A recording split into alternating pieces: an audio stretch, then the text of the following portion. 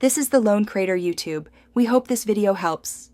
In this video, I will explain how to replace an alternator on a Toyota Tundra.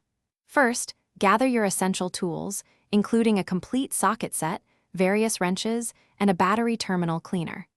Safety is paramount, so always disconnect the negative battery cable before you begin any work. Make sure the engine is completely cool to the touch. This careful preparation ensures a smooth and safe replacement process for everyone. Now, let's get to the old alternator. It's usually found on the passenger side of the engine compartment.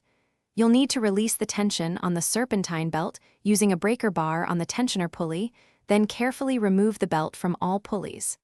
Next, disconnect all electrical connectors and unbolt the alternator from its mounting brackets. Remember to keep track of all bolts and wires for reinstallation. With the old one out, it's time for the new alternator.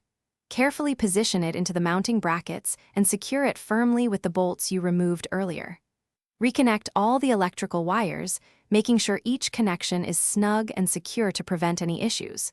Finally, route the serpentine belt back over all the pulleys, applying tension with the tensioner. Double-check the belt's alignment on every pulley.